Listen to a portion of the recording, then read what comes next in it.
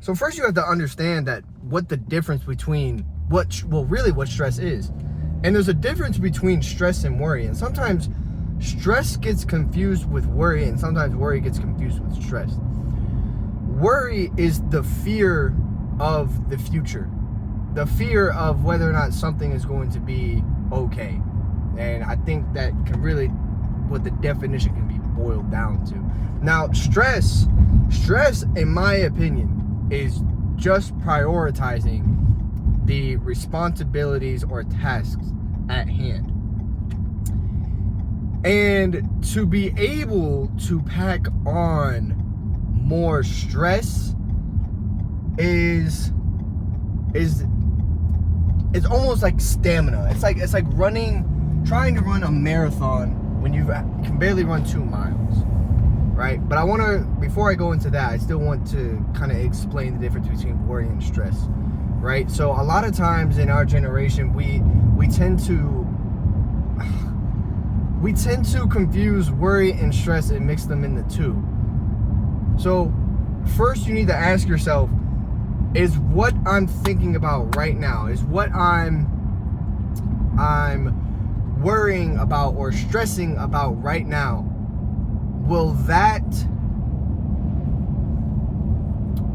am I worrying or am I stressing? So for me, when I think of worry, I think of worrying being like immobilizing you as a person. Because when you worry, and I have worried plenty in my life, oh my gosh, I've worried so much to the point where like I almost got sick. But worry is the fear of the future. That's all it is. It is the fear of the future. And if you worry so much, you won't move. It immobilizes you. You don't want to continue down the path because you are afraid of what the outcome is. Stress is like, I can give a good example. Stress is like bills, right? You're stressing over to pay your bills because you know you have to pay bills, but you know they're gonna get paid at some point, right? That's stress. Now you can also consider that being worry. If I worry about whether or not I'm gonna be able to pay my bills, but I'm so scared that I honestly believe that I won't be able to pay my bills, then that turns into worry, and then I start to immobilize myself and think, man, if I'm not gonna be able to pay my bills, how am I gonna do this? And now I'm just sitting here thinking and just letting my own mind control me from taking action and putting stress onto it instead of worrying. So I feel like stress is more action, worry is more immobilization. So now that we understand what worry and stress is, how do we pack on more stress? Well, like the analogy I kind of gave before, I think stress is like, you have to build up to it. I think, and this is such a great quote, you can judge a man based upon the amount of stress he endures.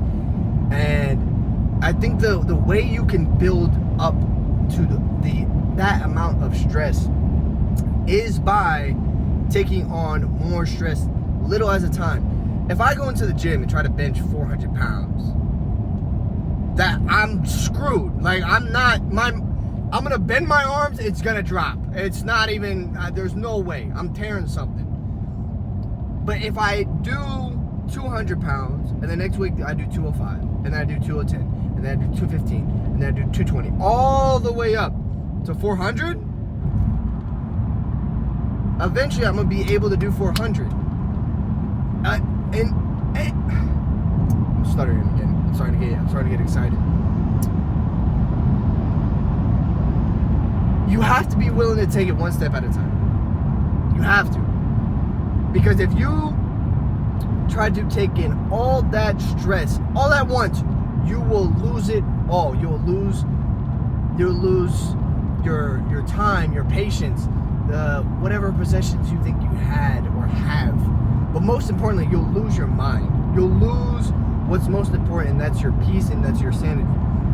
So in order to build up to that, you have to start out by little stress. Like for me, I remember when I first started selling cars, and I was just off straight energy, and I was just trying to get paid.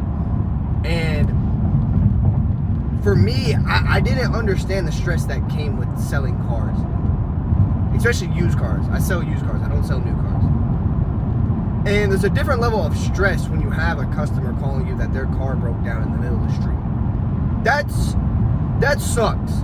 And I would worry and stress about whether or not someone would be okay after I sold them a car. Because for me, I have such a big heart for people that I hate seeing bad things happen to people. And it hurts. Because all I want to do is just help people. But with their circumstances that they're going on in life, I've finally understood that there's only so much. Why is it so hot in here? There's only so much that I can help with. I can help find the right vehicle, that what you could be looking for. But I can't help you if, God forbid, anything were to happen afterwards. I wish I could. I wish I could. And that's been the huge dilemma for me, is being able to be confident and but still knowing that, it's a used car. It may have 150,000 miles on it. I can't, as much as I would love to, I can't promise you that this car will be good for another 4 or 5 years. But for some people, that's okay, and I've learned that. For some people, they just need a car that'll last them 2 years or 6 months. And it's just all perspective. But because with me in my heart, I want that car to last them a lifetime. But that's not how cars work. So in the beginning, I used to stress myself, and let me rephrase. I used to worry myself to death. So much so, it drove me so bad to the point where I couldn't even pick up a phone. If I even tried pressing the numbers on the phone, I'd feel sick. I worried myself to death because I was so worried about the future and what I couldn't control about the car. And eventually it was affecting my sales. So now, not only was I worried about my customers, but now I had the stress about paying my bills. So it was a dilemma I had in my mind. And eventually, I just had to say, you know what? Even though where most people's mindsets are, where they don't this is just my opinion, most people don't understand what a used car is, and most people believe that a used car should be like a brand new car. But I finally had to overcome that and say, you know what? I may not be able to control the car, but I can control when I get that phone call, if, God forbid, anything were to happen. Now, it's only happened to me once or twice, and I've been selling cars for 6 months. So, I'm not that it's not like all the cars are terrible. It's only happened to me once or twice, and I think I've sold over 100 cars. I don't know. I haven't kept count. So, but to go back, sorry, I kind of got off topic there. But to go back, so when I first started, I think I sold 22 cars my first month. I think it was 19 and a half units.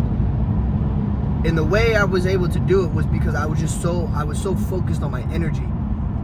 And the reason why I was stressing was because I needed to make money, and I needed to pay my bills.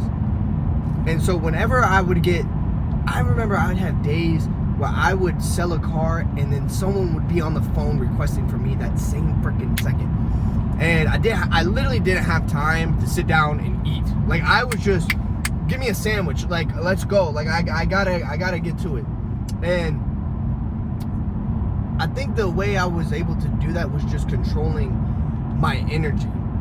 Was controlling how much energy I was able to give to each customer, and to be able to pack on that same energy to the next one.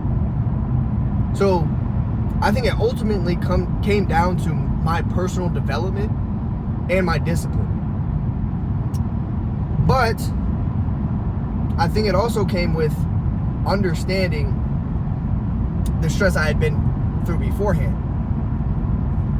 So how it works when you're stressed, right?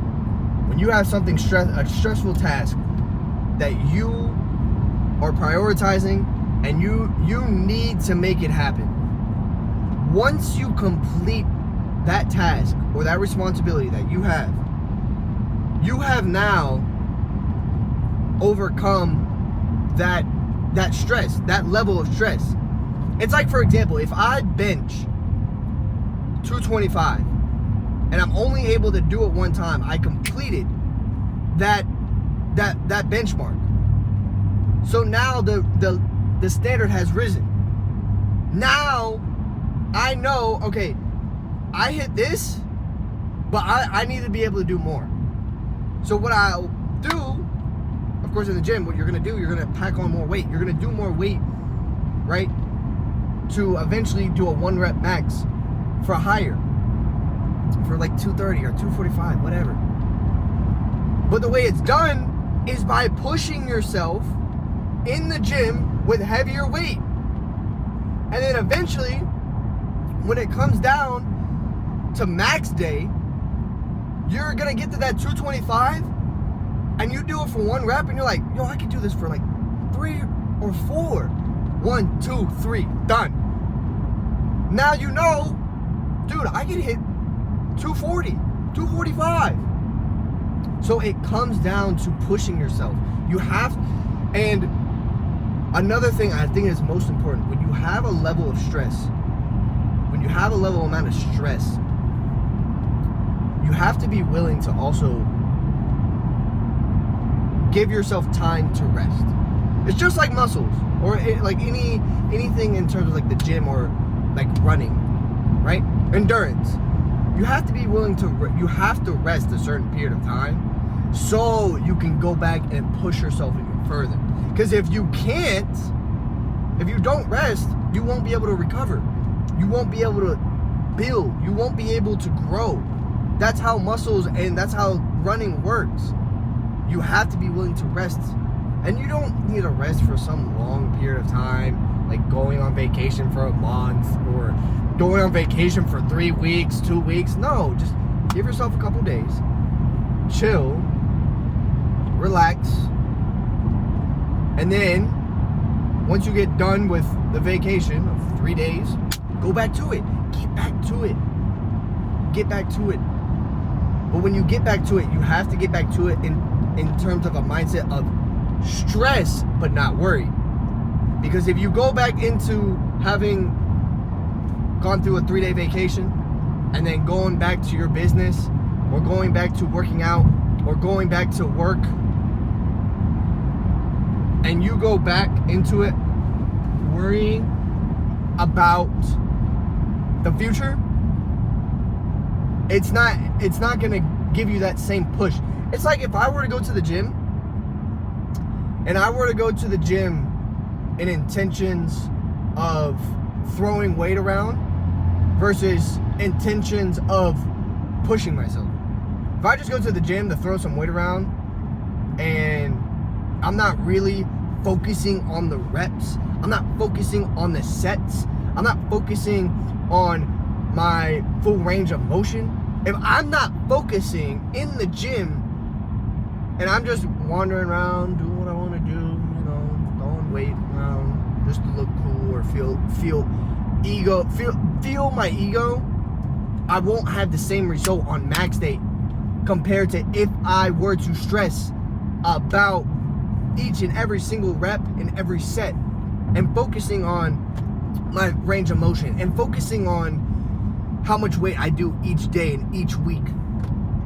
It's a different mentality. It's a different stress level. So if you go back to work, go back to business, go back to working out, do it in a mindset of stress and making it a priority and not,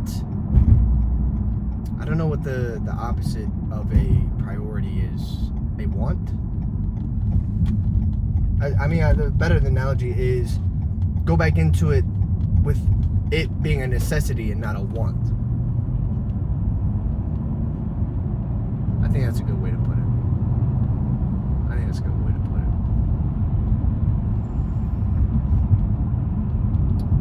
I've had a lot of times in my life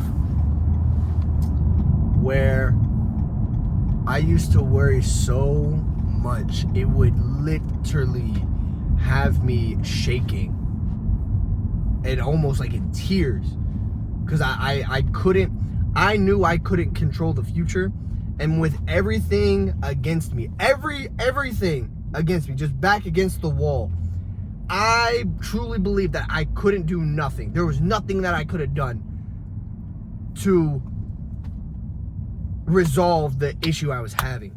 That's what I believed. But I had to live the next day.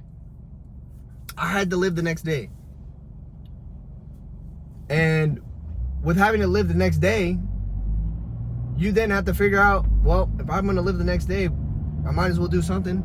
I have to do something. I can't just sit here and let all the fear and all the possibilities that I'm thinking in my mind to get a hold of my actions. Because so much worry and so much fear will immobilize you. It will not make you move. It will not make you move in that sort of urgency compared to stress. I'll never forget, I had a really good buddy of mine, and he was with me, and he could tell that I was just worrying. And he asked me, he said, Makai, why do you worry so much? I was like, no, I'm not worried, I'm stressed. He was like, no, you're worrying. And I was like, well, what's the difference? He said, okay, well, think about it like this. When the birds wake up in the morning and they know they have to feed their kids, do you think they worry about whether or not they have to be fed? No, exactly. They stress about it by making it a priority. But they don't worry about whether or not they're going to be fed, because they know if they just get out of the nest and search, they're going to eventually find food. And when he told me that, it changed my perspective on how I should label my emotions and my situations. Because your labels, once you label something, it's almost like you have an emotional attachment towards it. Like, I've had so many people tell me like they're depressed, or they're sad, or they're a sad person. If you admit to being attached to this label, and the only way you can admit to being attached to a label is by putting it on yourself. If you admit to being depressed, if you admit to being sad, if you admit to having ADHD and ADD, if you admit to being broke, if you admit to these labels, nothing will change for you. Listen, I have had negative $64 in my bank account before, and I told myself I was rich. I told myself, not in an egotistical way, right? Where some people like legit say, oh, I'm rich, I have all this money, but then they blow it. Not that kind of rich. I mean rich like mentally. I told myself I was rich mentally. And there's a difference between being rich and being rich mentally and being rich physically. And I'll get to that later. But I knew I was broke. I understood that. Yes, I was broke. That is clear as day. Yes, but I still have a rich mind. And I told myself, I said, you know what? If it's inevitable for me to be a millionaire, I'm not stressing, or I'm not worrying about this money. I'm not worrying about this, because I know for a fact, eventually, I will be a millionaire. I have no doubt. Dude, I was still looking at Porsches, Ferraris, and Aston Martins at work while I was broke. Because I had a rich mind. I refused to believe the situation I was in at the time was permanent. I refused to believe it. I have another example. I've had plenty of people tell me that they're depressed, which is BS. You're not depressed. If you listen, depression. I'm not saying depression is not entirely not real. I do believe, like, if you go through hard, like, I mean serious hard times, not this BS hard times where people want to always, you know, say you have depression so they can put you on freaking pills and then run a bag on you. No, that's not what I'm saying. What I'm saying is, yes, you can have depression from, like, war, or, like, you can have depression from certain people in your family being killed, murdered. Yes, that I can understand. And you watch them be killed or whatever, right? That I can understand. But you to sit here and tell me that you're depressed because you're working a 9 to 5, making 75 grand a month, or a year, 75 grand a year, and you feel depressed because you're not getting the attention you desire, or you feel lonely, or you just feel like your life sucks, bro, like, grow up. Like, honestly, grow up. I remember me personally. I remember when I made my first 10 grand in 1 month, and I didn't feel like it was enough, and I was pissed. And then I sat there to myself. I said, you know what? I could be depressed about this, thinking that this 10 grand would be a lot of money, and it's not. And I could sit here and be depressed about it. Or I could think to myself, you know what? I used to be stupid broke. I grew up with friends who the only thing they could afford for a trash bag was literally the bags that were given to them from grocery stores. Like,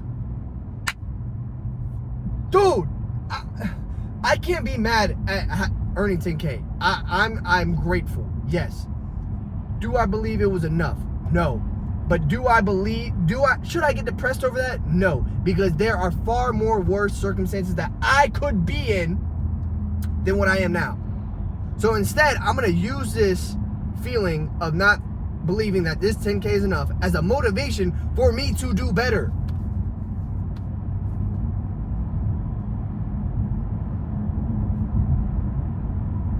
I'll give another one. ADHD and ADD.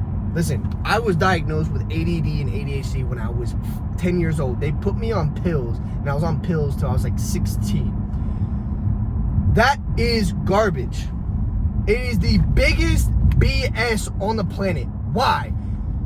If I sat you down and told you for 1 hour, you could not be on your phone, you couldn't be on anything. You have to learn this thing in particular. You have to learn this task. And if you don't, your family's dying. Are you going to have ADHD then? Are you going to have ADD then? No, you're going to focus. I have a gun pointed to the back of your mother's head right now. And now with that pressure and with that stress, are you really going to say, I have ADD and ADHD, I can't do it? No, you're not. No way. If you truly believe that your attention span sucks, what do you think is causing it? Being on social media, being on YouTube, being on Netflix too much, eating garbage food. You know what's so crazy? 80% of your health comes from what you eat. And sometimes with that bad nutrition, it will affect your mental health, your clarity, how you think, how sharp you think under pressure. That all equates to your nutrition. But if you are mindlessly scrolling with this garbage, listen, if I had it my way, I truly would delete all social media. If I had it my way, I would delete all social media, because I honestly don't care about what people think of my life. I don't care. I literally, when I bought my car at 21. I didn't need a co-signer. I bought it on me, okay? I didn't start flashing pictures on my Instagram or on my Snapchat about my new car because I didn't care. It's a Camry. It's a 22 Camry. I don't care. Because for me, why do I need to seek the approval of others? I don't care. I honestly don't care. Anyways, going back to ADD and ADHD. If you really want to resolve your ADD and ADHD, first of all, get rid of social media. I don't care how many followers you have. If you are really trying to focus on not having a short attention span, then first start with the small things. Get rid of social media. Second, you need to prioritize and start stressing over certain tasks you give yourself each and every single day. For me, I have 5 tasks I prioritize every single day. Yesterday, I was pissed because I was only able to do like 2 because I didn't prioritize them that morning of. So I was pissed. I'm gonna finish all of it today and play catch up, which I don't like doing, but I'm going to do it because I told myself I was going to do it. So, then give yourself 5 tasks. 5 tasks is like small, but start with like 5. Prioritize that and make sure it gets done, because now that is training your mind to stress over small things. It's just small things. And then once you get to a point where those small things, and now that's an everyday thing, you start making it an everyday thing. Now when it comes to like the big things, right? It's like, it's not even a stress to you. It's not even because you know it's gonna get done. You know it's gonna get done. So for me, this is how I perceive ADD and ADHD. If you take pills for ADD and ADHD, that is doing nothing for your life. It is literally, taking pills for ADD and ADHD is like riding a bike with training wheels. And how much older you get, it doesn't matter. That you're gonna keep the training wheels, and what they're gonna do, they're gonna create bigger training wheels for you so that you don't have to worry about falling off the bike. But if you keep the training wheels on, you'll never learn how to balance. You'll never learn how to balance. So if I take a pill to help control my behavior, how is that gonna teach me to control my behavior in certain circumstances? It's not. It's not gonna teach me anything at all. It is a crutch. It is not gonna be able to help me. It's not. It's like I'll give you another example. It's like being on crutches. If I'm on crutches and I have a boot on my foot and I just, I'm gonna wear these crutches for the rest of my life. I don't wanna walk anymore. I'm just gonna use my right leg or my left leg, one leg, and the other one, it's fine. That other leg is never gonna get stronger. It's just nothing is gonna change. So you need to learn how to control your emotions, and you're really able to control your ADHD. You really know when you're able to control your behavior when you do it with things you don't care about. When you start controlling your behavior in a way where you can lock in and focus on the things that are freaking boring, and I mean a waste of your time, oh my gosh, you'll be able to conquer and just destroy the tasks that you find passionate on. Like you will freaking kill it. Like, oh my gosh, I have had so many times where I had to sit down, stay still, and focus on something that I genuinely thought was so boring. I was like, why am I learning? Like, I know I have to learn, like I need to learn this, but this is so boring. But I put myself through it. And when I put myself through it, this is how it works. When I finally got myself through it and I forced myself to focus and to educate myself on the task at hand, once I got to the thing that I wanted to do so badly, boom! It was like off to the races. So sometimes you have to put yourself through those difficult situations for you to perform better and do better. Same thing with stress. Same thing with stress. But it comes with levels. It comes with levels. You have to be able to slowly but sure. Some of you guys just want to, you want to start here and just end up here, like with no question. And then if that were to happen, you go from here to here, you're screwed. You will be more worried and more stressed. You'll be so scared on being able to control it.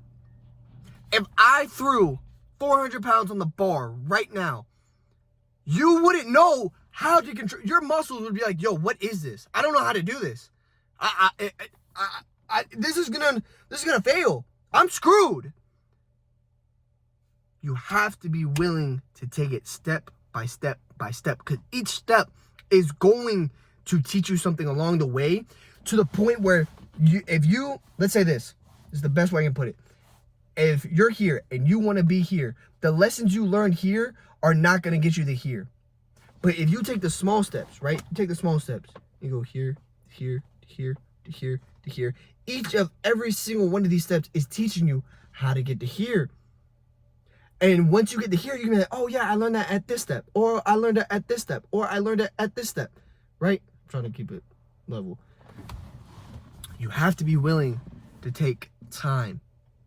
To be willing to be patient. Be patient. And I think that would be the ultimate answer, is the key to packing on more stress and dealing with stress is patience. Because if you have patience and you have patience and you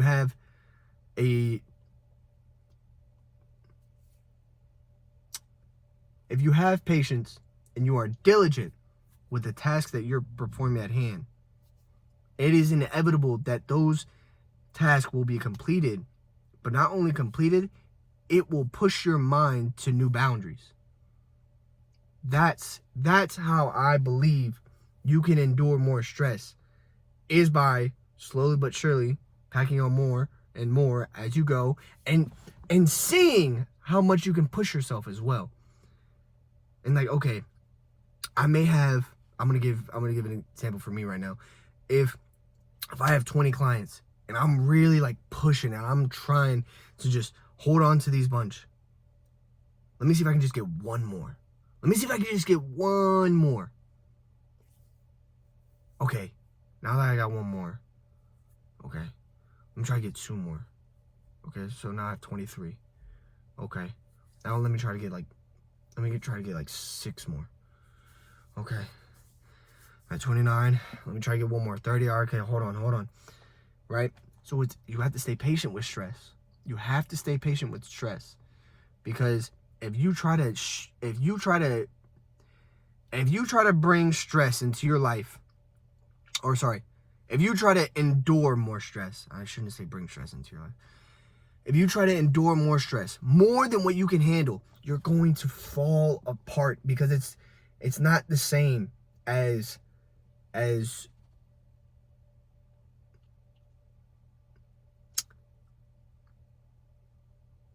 me rephrase. Enduring more stress is not like building Legos. It's not. Because building Legos, they're already pre-made to be built a certain way. You can't put any new pieces on there. You can if you want, but you can't make anything more out of it.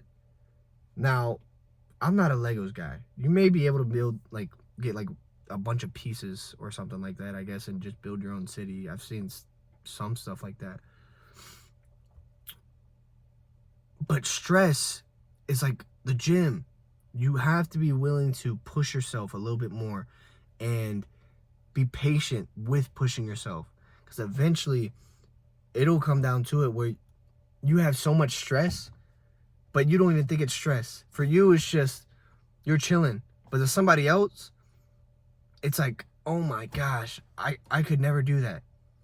It's like having 100 million in the bank, and you gave one person $1 million, and now you have 99 million, but you're fine. It's just $1 million, right? But to them, the most money they ever had in their bank account was like 10 grand. They're not gonna know how to control that money, how to make that money make more money. They won't know what you know.